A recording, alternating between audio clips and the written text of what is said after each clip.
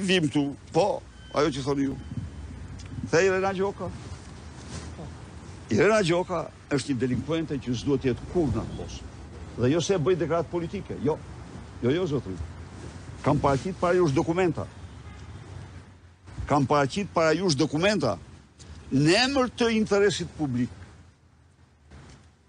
Ju tha se je shkarkuar për korrupsion. Jo, tha. S'keni dokument. Ja ku është dokumenti. U tha se e përzën nga Greqia. Jo, thot në deklarata. A është mashtrim kjo apo jo? Ka sankcione ligjore për ata që mashtrojnë në deklaratat e LDKP-s dhe dekriminalizimit. U tha se e dënuar me burg. Jo, i tha Birnit. Kur tha se jam dënuar? I nëzorëm dokumentin me vula apostile të dënimit me burg dhe i nëzorëm dokumentin që kjo autorizonte avokatin për të marrë me çështjen e ekspulsionit e tjerë më radhë. Pra, çfarë kemi të bëjnë në rastin e Irena Gjokës? Përveç se fshehje krimesh, fshehje të rënda, dhe që përbëjnë krime këto fshehje, kemi krim në vazhdim, sepse ajo ditën që u nxora dokumentin me vula apostile, marrëveshjet ndërkombëtare e bëjnë atë absolute të njohshme, ajo doli dhe i tha një gazete se unë nuk jam dënuar kurrë. Kjo në të gjithë kodet e botës përbën krim në vazhdim. Pra, si thuhet ti, të sulmosh, nuk e sulmova për asnjë vendim të saj. E sulmova për delinkuencën e saj. Ti fshija unë këto, thuhet ti? Jo. Nuk mund t'i fshija, se unë jam ky që jam. Drejtoj një forcë politike, mbroj një interes publik. Vim tek Troplini. Vim tek Altin Dumani. Në qoftë se unë kam dokumenta, dhe i keni dhe ju. Shikon vetëm unë se i kam bërë publike. Që Taulan Balla me atë oficerën e BKH-s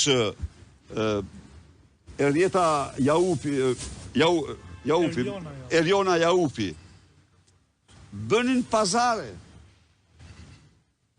me Suel Çelen dhe bandën e tij për mjetet e sekuestruara të Toyota Yaris. Në qoftë se prokuror në atë dosje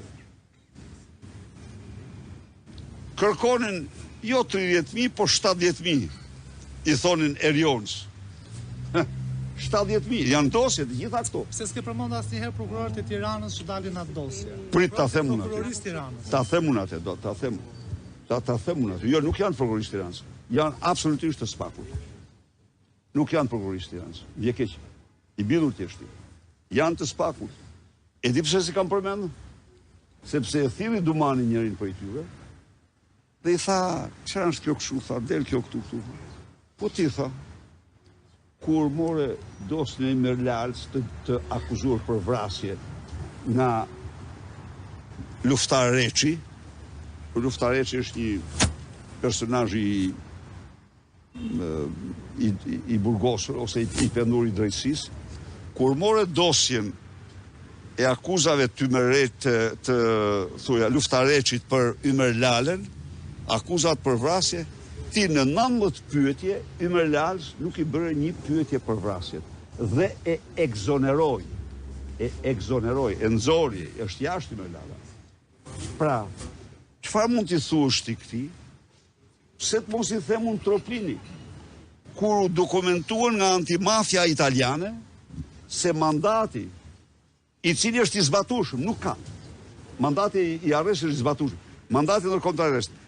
Erdhi këtu me 19 shkurt dhe ky nga data, ky e dinte këtë, se kishte në gjykat.